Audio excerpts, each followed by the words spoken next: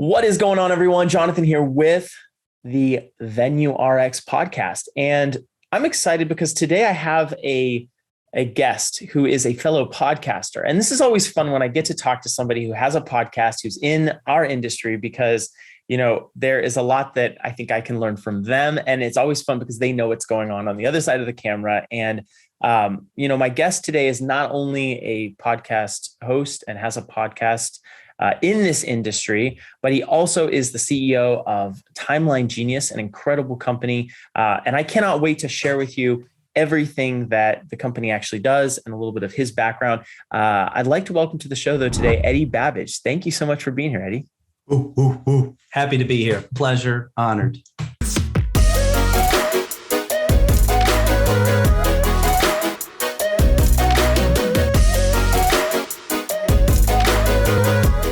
Awesome. Well, I want to jump into your story, but before that, as I was doing a little bit of research on you and what you've done in this industry, and obviously your podcast, Wedding Industry Insider, and some of the things, I did a little bit of a look back, like who is Eddie Babbage?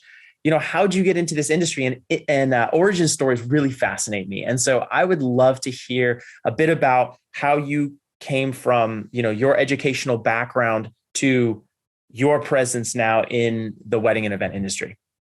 All right. You cut me off if this gets too wordy. I'm getting old, so there's a lot here to tell. So I always knew I wanted to be an entrepreneur, right? Like when I was a little boy, I think my first business was like literally taking crackers and putting cheese on them. Like obviously my parents' groceries. I'm like 5 years old, melting the cheese in the microwave and setting up a nachos restaurant in the basement where I sold their food back to them. And after that, it was like selling Jolly Ranchers in school, having other kids selling blow pops in like 8th grade. And just like, I've just always kind of known that I was put here to create businesses, right?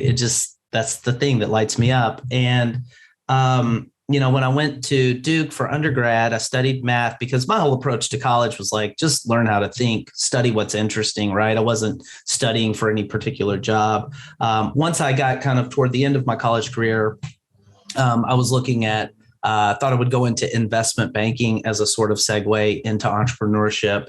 And then I discovered this sort of like unique career hack where I saw people that were going into investment banking, if they went to the right law school beforehand, they could get around the whole requirement of having to work for 3 to 5 years before starting at a business school, right? So I was fortunate enough to get into Harvard for law school. And I was like, I'm not saying no. Like my plan was like, I'm going to go to law school, right? And after 3 years, I'm going to come out and be right in the same starting place as the people that went to B school, except they had to spend 3 to 5 years working first, right? So I'm like all about just like hacking and being efficient here and getting from A to B as expeditiously as possible. Well, everything is on track. I'm like doing when everybody else is doing, like I said, cut me off if this is too detailed. No, man. This is perfect. I have questions. Okay, actually, all right. So we're going to. Yeah. Okay, right on, man. So, 2L year, the second year between second and third, your last year of law school is your third year.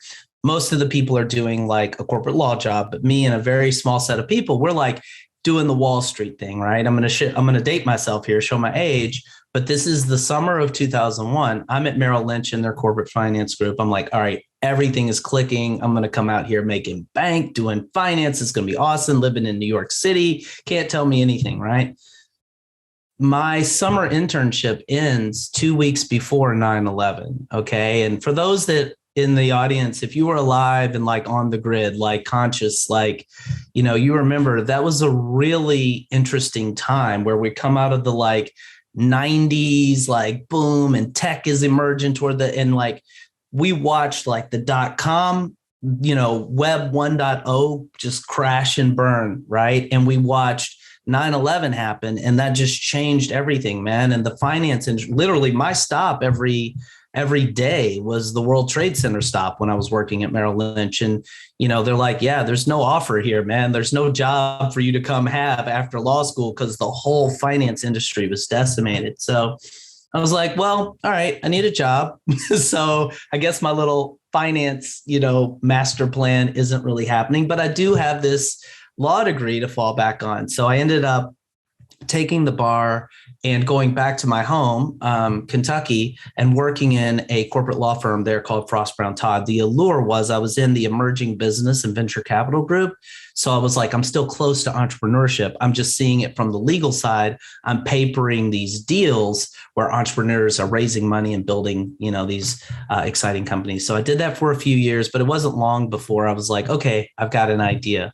And that's when I launched my first company, which was an electronic music download store. Fascinating, awesome project. We can go into that if you want to. Then I got engaged. I moved up to New York, where I currently live in New York City, to be with my fiance. And here I launched my second company, which was a play in the social television space. Really fascinating project as well. And then it was around the middle of 2013 that I launched Timeline Genius. And basically what's happened for me over the last 15 years or so is that sort of like calling to entrepreneurship that I've always had, that's kind of like a through line in my life. It started to kind of crystallize in this very concrete desire to use technology to solve problems for people. Like it really, this is the most profound thing I've ever learned in my personal experience, starting 3 companies is like, to me, Tony Robbins says this, he's like, entrepreneurship is a spiritual game. And for, everybody has their own beliefs, but like for me, that's real talk. And I learned that like, it's all about service, right? Like Muhammad Ali, who's from Louisville, big ups to Louisville, Kentucky. That's my hometown.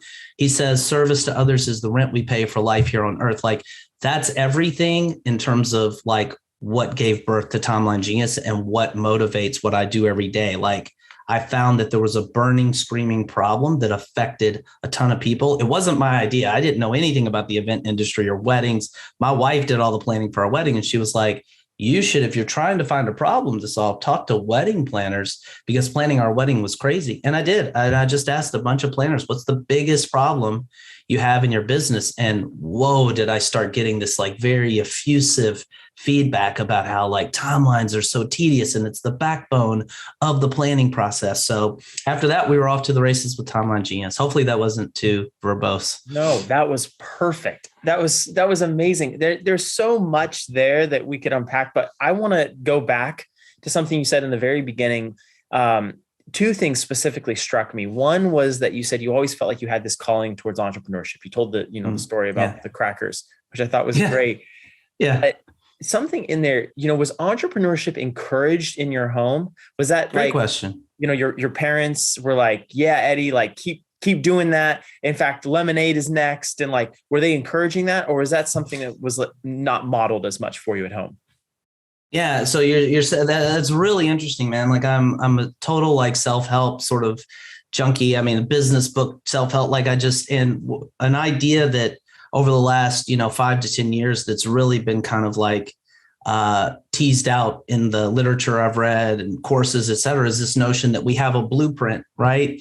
Most people talk about it in terms of a money blueprint, that in those years when you're growing up, and I have 2 kids now, so I can see it from the parent sort of side of it, you're taking in information. You are so impressionable. Some of it comes in the form of lessons and principles that are explicitly told to you, like you should be an entrepreneur. Other stuff comes in the form that you said, modeling, right? Like nobody's necessarily saying anything, but if you see your parents behaving in a certain way, you start to internalize those same beliefs and stuff. So you look up at a certain point and you have a set of beliefs and values and, you have this worldview that really you kind of took on subconsciously, or it wasn't like you sat down and said, I'm going to take this belief and adopt it and this principle. It's like these things are kind of fed to Aspire environment. And that was totally the case with me. My dad very explicitly,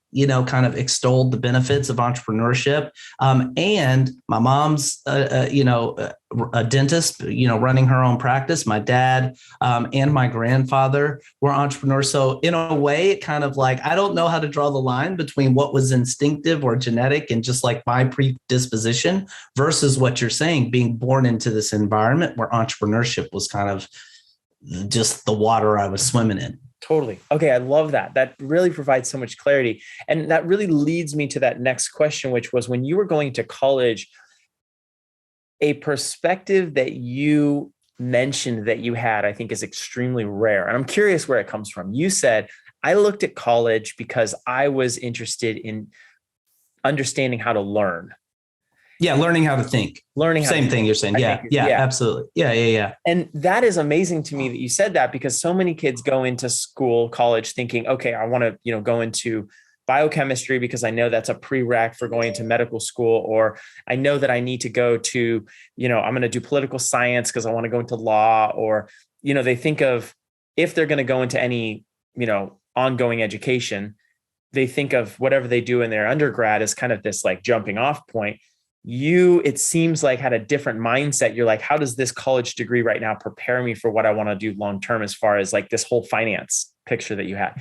Where did that mindset come from? Because there's a lot of maturity there for someone who's in college or going into college. My dad, rest in peace, he passed away in 2012. He just had such a profound impact on me. And I think we're really lucky. My English teacher in high school, she said, we all generally have blessings in one of a few. Some of us have great friends, some of us have great parents. Like for me, both my mom and dad, but in terms of my career and sort of like my orientation, thinking toward these sort of things was very impacted by my dad. And he always used to say that. And it really resonated with me, this idea that, and in some cases, look, if you want to be a doctor, then you shouldn't go and just major in French, right? Like you need to take the pre-med classes. So if that's the way you want to go, there may be certain requirements that you need to fulfill, and everybody has their own path, right? Like for different people, this approach may not be as useful or helpful to them as it was for me. But for me,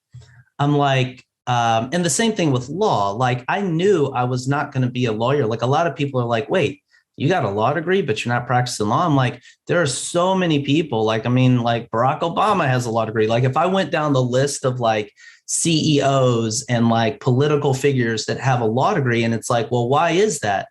It's because it's teaching you a way of thinking, right? And I, particularly in those formative, impressionable sort of early years, from birth to like your early 20s, I'm like, one of the best things we can do is just assimilate knowledge, right? Like learn all of it. And it's hard to concretely map out, but you might say, well, how does learning like multivariable calculus affect what you do on a daily basis? Well, in terms of concrete specific action items, not so much, but in terms of like my overall ability to process and synthesize information and to think critically and to penetrate, have like an insight about like, oh, this isn't working, and to get to the root cause. Like, yeah, I mean, that's it, man. There's some gestalt effect of like everything that we learn, read, and experience. So just like, I'm like, just dump that stuff in so I can build this like ability to think and to process and to execute.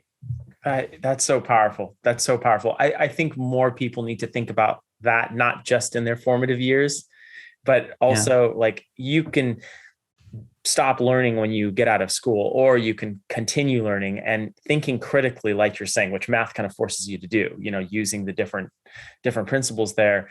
Now you're thinking critically to solve problems in your business or problems in your marketing, or whatever the case may be. Let's shift gears a little bit and talk about Timeline Genius. I'd love to, hear from you. What did you design it to do? And do you feel like it has morphed as you've created it? Great question. Yeah. So, going back to the origin, Timeline Genius, the key principle, the driving force, the soul of Timeline Genius is this sort of crystallized epiphany that I am here to help other people, right? Like MJ DeMarco, for those thinking about art, he wrote a book that I thought was really cool. It's called The Millionaire Fast Lane. And he says something that I think is profound. He's like, money is the echo effect of helping people, right? Like focus on helping people and the success is going to come. And, it's almost trite to say, but I really internalize that. Like you hear people a lot of times, I've heard so many people, because I'm an entrepreneur, people come to me with their ideas about businesses. And like so many times people have this fundamentally, I think, worked model, and they even think I did this with Timeline Genius. Like entrepreneur has great idea. Entrepreneur raises money. Entrepreneur builds his company. And like, then they come and it's success. I'm like, instead of that, what I did with Timeline Genius, I'm like, I'm trying to find a problem,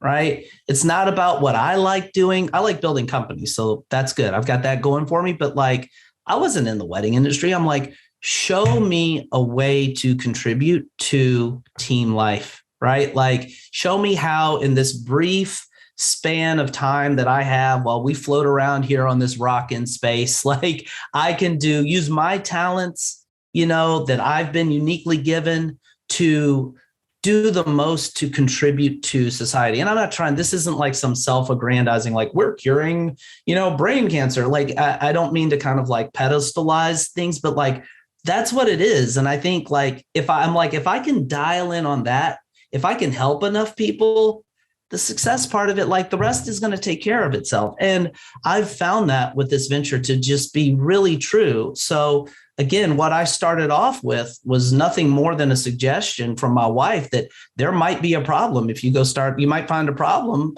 that people have if you start talking to wedding planners. And boy, was she right. When I asked that simple, what's the most tedious or painful part of your job? They're like, it's creating timelines. And then what I started to realize, Jonathan, is like, it's not just planners, right? Like oftentimes there is no planner in a wedding, right? It's the photographer doing the timeline or the DJ or the venue, right? Like they're like, we want to have a well-run event and somebody here at our venue, because the couple, this is their first, event, we need somebody. And then I started seeing, a lot of people would say, Eddie, it's not just wedding day timelines. I also do quinceañeras and corporate events and charity. I'm like, whoa, that's when the light bulb really just went off. And I had to go tell my wife, you were right. Thanks for the hookup. Like, but I was just like, no, this is something that really is worth it. And it's been 8 years. Thank goodness. Like before you build a business, you better make sure that you're, picking some land that you really want to live on. Right. But to answer your question, Jonathan, it's really just, I spent a lot of time, 2013, 2014, literally interviewing hundreds of successful planners and just send me your timeline, take me through how you create this. I want to understand. I have a PhD. I don't think there's literally anybody on planet Earth that I'm not saying can create better timelines because I'm still not a planner, but who understands the problem and the logistics, like the workflow for creating stellar timelines. So I got that understanding. And then I was like, I get it. Now we do this yin yang dance where I innovate and I'm like, okay, what if there were like an algorithm, okay, that let you put in, you're telling me the problem is every wedding is unique. So I've got this template, Eddie, where like I start off with certain assumptions, but I lose so much time because I have to change my template. That's the real essence. The first big sort of eureka breakthrough that we had is like, people are like, I spend so much time because my template works for a 5:30 wedding, but this is 7 p.m. My template's good for Catholic, but this is non-denominational. My template doesn't have a first look. So by the time you're making and mind you, everything on the wedding day timeline or event day timeline is interrelated. So if you change one thing, there's a whole cascading effect. So I'm like, what if we had an algorithm that let you put in the key information for that specific wedding, the religious tradition, the ceremony time, the ceremony duration, whether or not there's a first look, if you could put in all the travel times, how many girls are getting hair and makeup and how long you have the photographer. What if you could put that information in kind of like TurboTax, and then click a button and let a computer render for you a very detailed, dope, professional, customized timeline for that event? How would you feel about that? Oh, you can do that? Are you kidding me? I'm like, all right. So, fast forward 8 years and that's what we've done and built out all these other, really, to answer your question, Jonathan, and again, apologize. There's so much I want to share because you're talking to me about stuff that's so fun and meaningful, but like, to answer your question, no, we haven't deviated. What I've been doing, it's easy to have ideas and hard as the dickens to execute. So we are literally still carrying out this beautiful, exciting, ambitious vision that grew, now, yeah, it gets refined and stuff, but we have the best tool on planet Earth for creating event day timelines, especially wedding day timelines.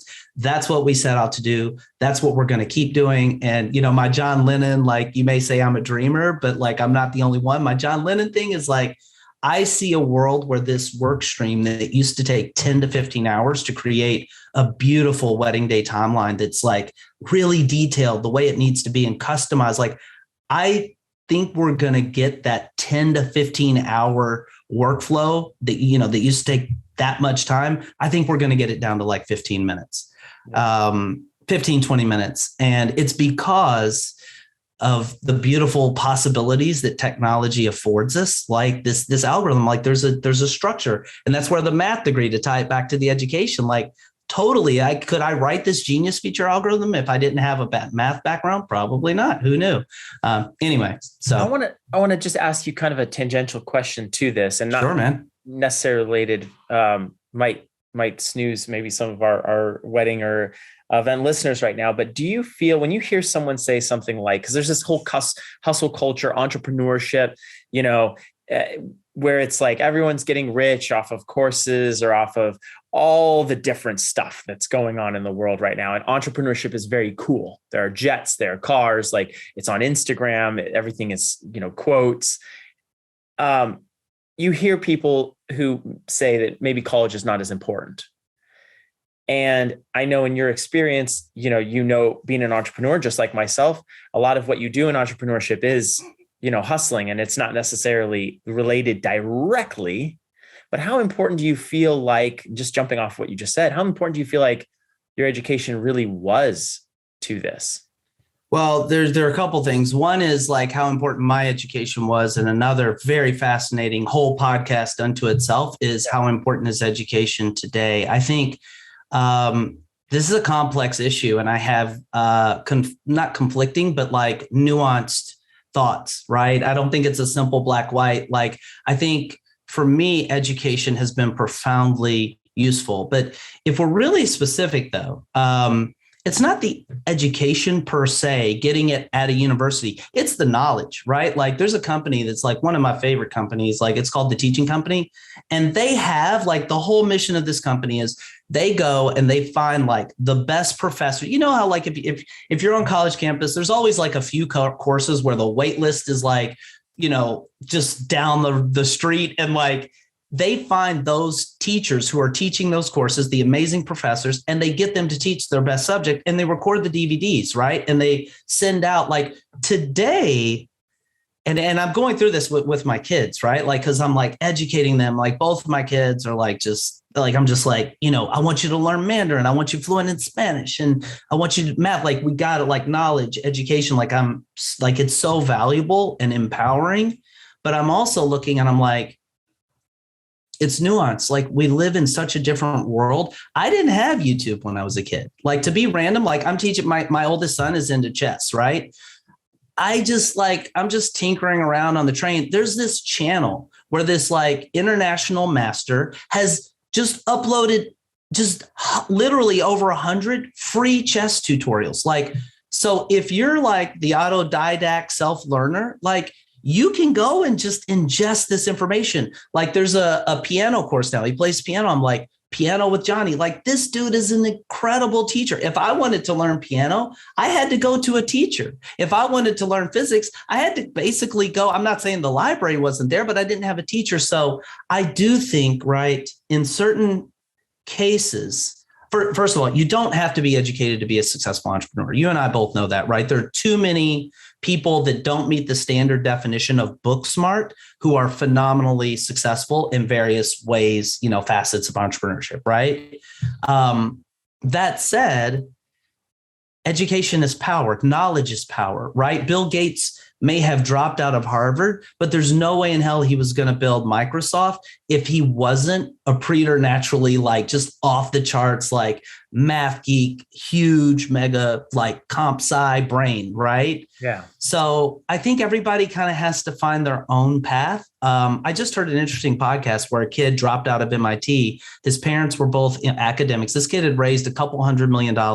And I'm listening to him talk and I'm just like, this kid's on a whole other level. He's doing like this artificial intelligence like project. And he's like, my parents, they're so let down. And the interviewer, Jason Calacanis, really successful like angel investor. He's like, one day there's going to be a statue of you on the MIT campus, like you're going to get your honorary degree. Tell your parents to chill out, dude. Like you've got $200 million that you just raised on an insane about like, so I don't know. I'm rambling a little, but it's nuanced, man, Totally. I've had a similar experience, and I think you're totally right. It is a different podcast. And I love that It's a whole episode. You're willing to engage on that, because it's something that fascinates me.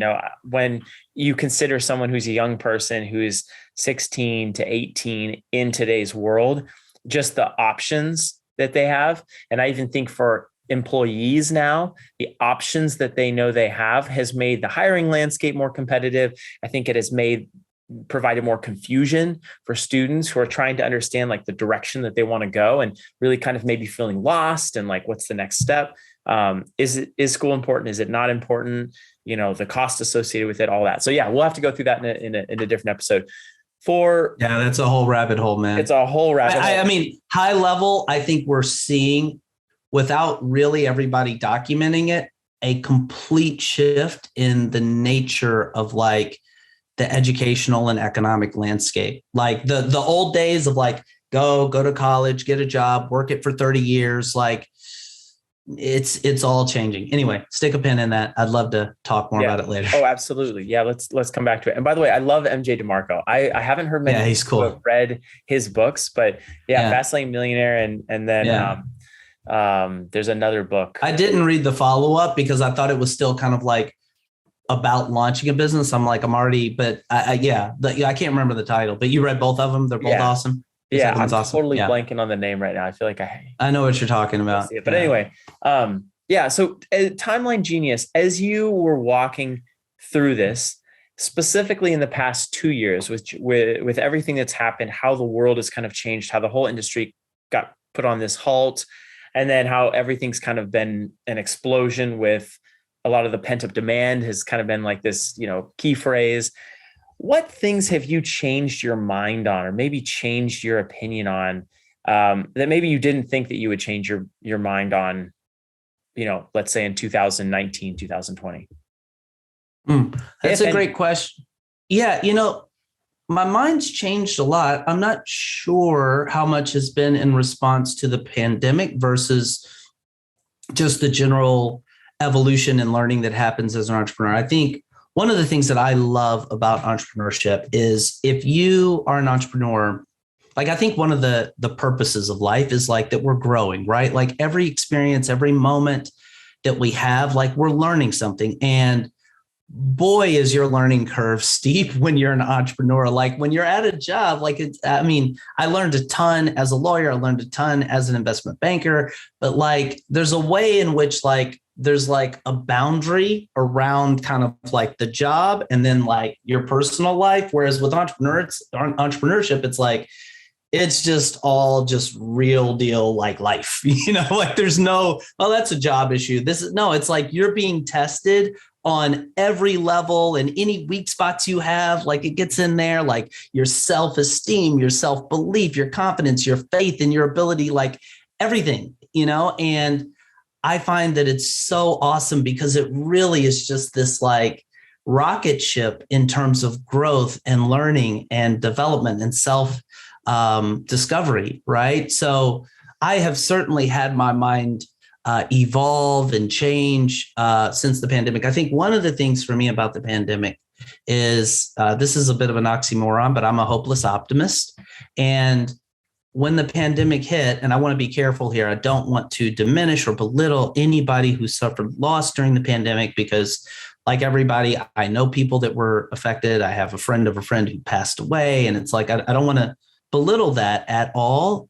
But I was very adamant when the pandemic hit, and every message that we see, this is already the case with the news. It's like bad things, the world's ending. It's terrible. I'm like, that's when I was like, I got to go inner, right? Like I meditate every day. I'm like, I want to feed like my mind with like positive books and like double down on the exercise and the eating right. I'm like, I want to maintain that like inner state of abundance and energy and vitality. And I'm like, I almost went into this like Rocky mode where I'm like, this pandemic ain't going to take me down. And there's always in my personal life, I'm not foisting this view on anybody else.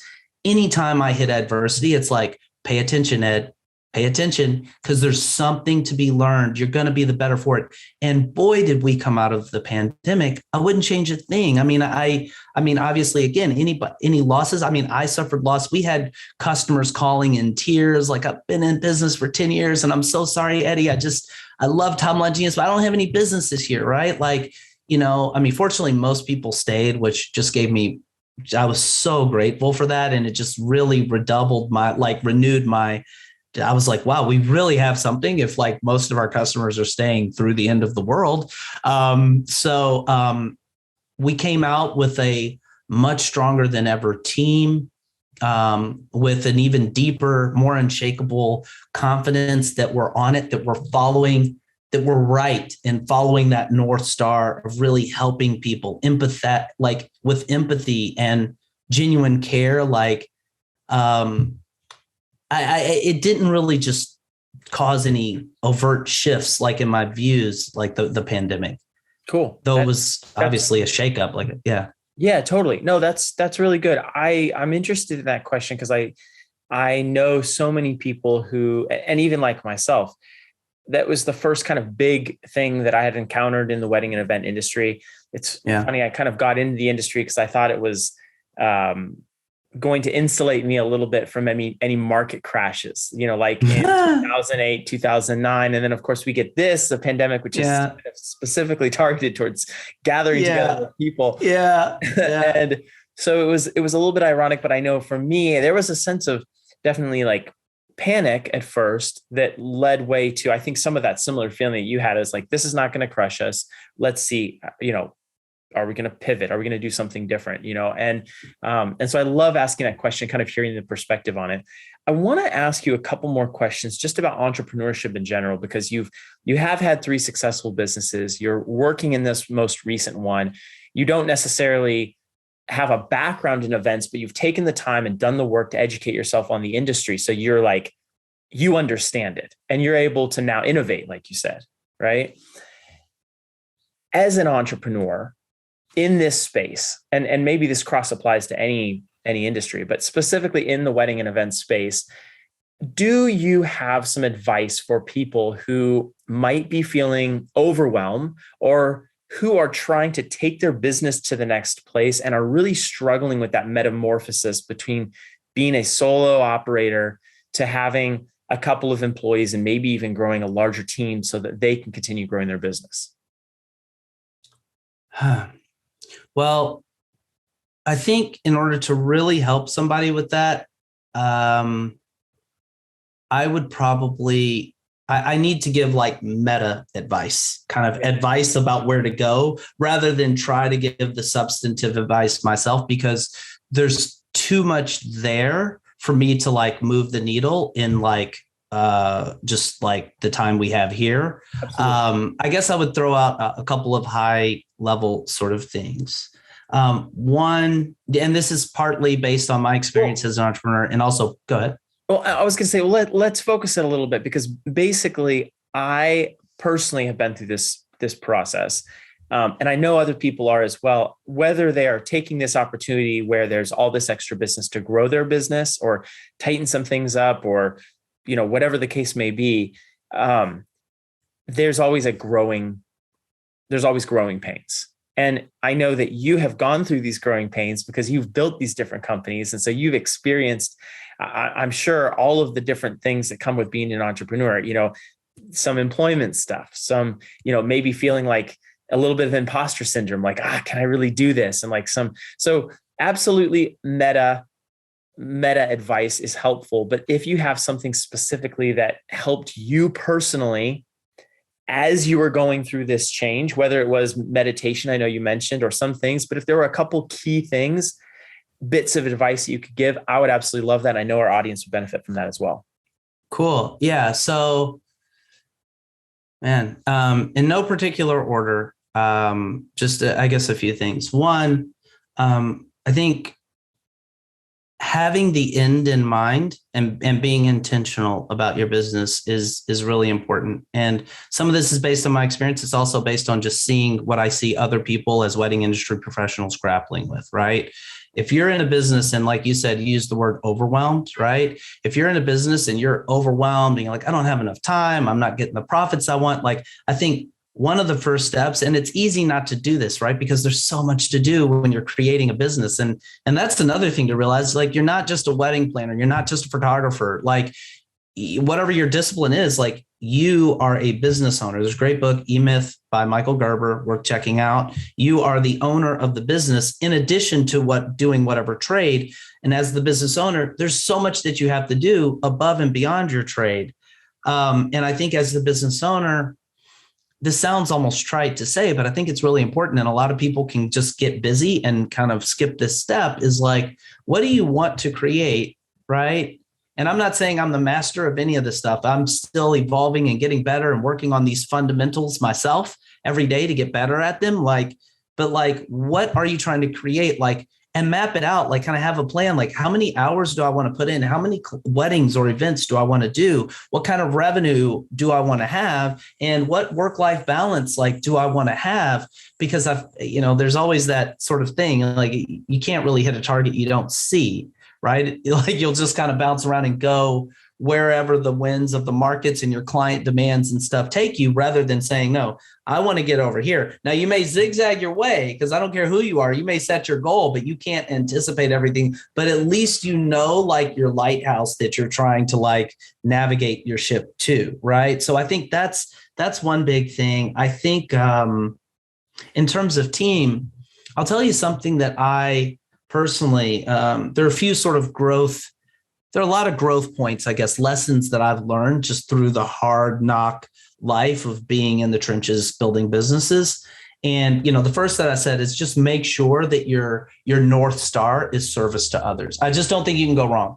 I don't think it's a tech business thing. I don't think it's a wedding planner, I think it's a business thing. I think it's rooted in, like, just our cosmic purpose. Like, let your focus be, if you get worried about, like, get out of your head and just stay, like, how can I serve others, and how can I give even more? Like, how can I make my clients fall give an even better experience? Like, if that's your guiding star, I think that's one principle. Let that be your guiding star. Like, how much service can you render to others? Another, you mentioned team building.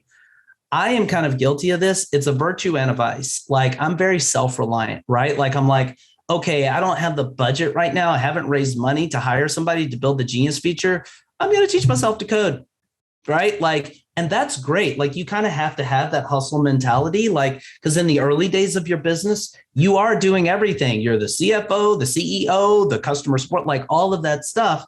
What's really a growth area for me over the years has been, you got to let that go again. But this piggybacks on, you got to know your vision. If your vision is, I just want to do everything myself and I want to do 10 events a year, and you're happy and you're doing that, kudos, right? Like, you're doing what you set out to do. But if you want to grow, right? You want to do, like, you want to be the next, like, David Tutera. You're like, no, I want to get to this many hundreds of thousands or 7-figure. Like, if you want to grow to a certain point, it's about having the people to help you, right? Like, I heard Russell Brunson say this once. He's like, one of the biggest pieces of advice for entrepreneurs, like, entrepreneurs have a great idea. They go out, they start working on it, they hit an obstacle. And he's like, here's the issue. People start thinking, wait, how do I fix this? Right? Like, okay, wait, I got to get smart on, like, how to deliver a first-time user experience or how to set up my accounts. He's like, it's not the how, it's the who.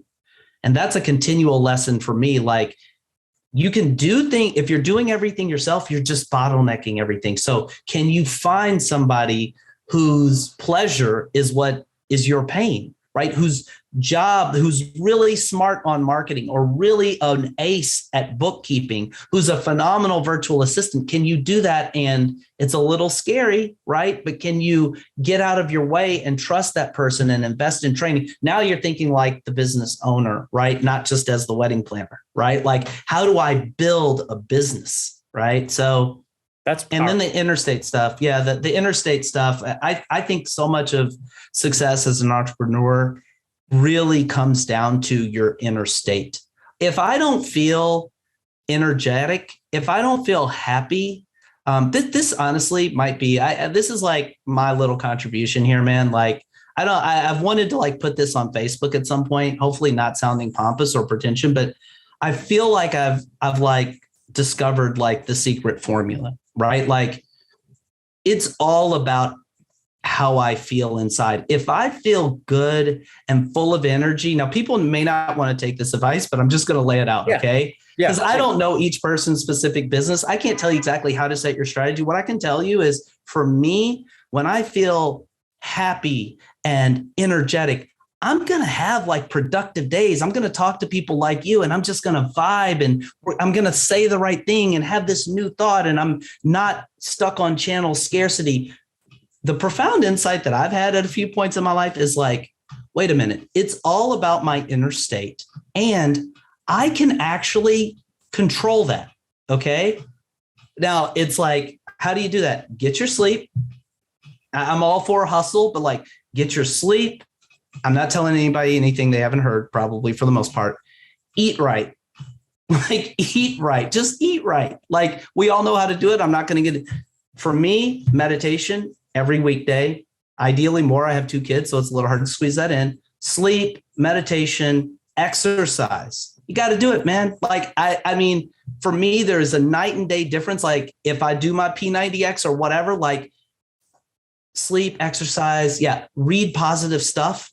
Right. Like for me, I don't follow the news, man. Like, I mean, look, if we have World War III or big events, like I'm there, but like spending my time just consuming the latest like scandal or what, I'm just like, nope. Like, you know, what's going in my head is like the Will Smith book that I just read. Amazing. Side note, check it out. Very inspiring, like inspirational, empowering knowledge, like those things. Oh, and leave the, people like leave the drugs alone, like booze. People are going to get mad. Caffeine. Yeah. You go up, there's a crash. Like for me, when I'll just speak for me personally, when I go through a stretch of a few weeks where I'm doing that constellation of things, I feel like Superman. I don't always do it. Like I definitely fall off often, I'll be like, oh, I got to get that cup of coffee. I need that. But if I really invest in my vitality, like, boy, is that like the secret for me. I love that, Eddie. That's really powerful because sometimes those basic things, like you said, you're not telling anyone anything they don't know with the sleep, that's right, the nutrition, and people can kind of nod. And I was one of those people just saying, oh yeah, I know that I need to do this. But, I have recently started doing 75 hard and it's been incredible. And I wasn't really working out. I bet. I was occasionally working out. Yeah. And now I'm finding these 2 extra pockets of 45 minutes to do the workouts. Yeah. And I'm finding clarity. And, before I wasn't drinking a ton, but now I'm not drinking at all. There you go, man. I'm drinking way more water. And I'm starting to realize like, man, I knew all this stuff before in my head, but now I'm kind of committed to this program and getting this done just on the merit of like wanting to be successful at it. And I'm seeing the results of some of these very basic elemental things that we know. And it's like, that stuff really matters. That stuff really makes a practical difference. Absolutely. So awesome. Well, I love it. If you're listening to this podcast right now in audio format, or if you're on YouTube listening, if you could take away one thing from this, I would say, look at some of those basic things that maybe are hard to focus on. Right. Yeah. I think we've been saying that, something that's basic, thinking about your inner state, thinking about what you're putting into your body. If you could start with that, you'll notice this trickle down effect. And Eddie, I appreciate you highlighting that because I don't think it gets highlighted enough. And, what you're doing with Timeline Genius, I think is totally brilliant. It is genius. Dad jokes between 2 dads. Let's go. But yeah, thank you. I really appreciate you being on the show today. And, if anyone's looking to connect with you personally or, even check out Timeline Genius, where would you like them to get a hold of you at? Yeah. So, first shameless plug here. Like if you're out there wrestling with wedding day timelines, if you are a planner, even if you're another type of event pro, but especially to any wedding planners listening right now, do yourself a favor. If you haven't checked out Timeline Genius, go to timelinegenius.com. Just watch the teaser video. I promise you it will change your life. Start a free trial and you will never regret that. And if anybody wants to contact me, I'm just going to be brave here and give my personal email out. Eddie at tomlinegenius.com. That's EDDIE at tomlinegenius.com. Drop me an email. I love connecting with other positive people in our industry, entrepreneurs. Get at me. I'm around. Very cool. I know I'm going to check it out too. We run a business that manages wedding venues, and all too often, many of them are blank canvas. In fact, all of them at this point are blank canvas venues. And many times, even though we're requiring a coordinator, there is a struggle with that timeline. So I know I'm going to be really digging in deep with that as well. Eddie, thank you so much for being here. I really appreciate it. And we'll talk to you next time. Pleasure was mine. Thanks for having me.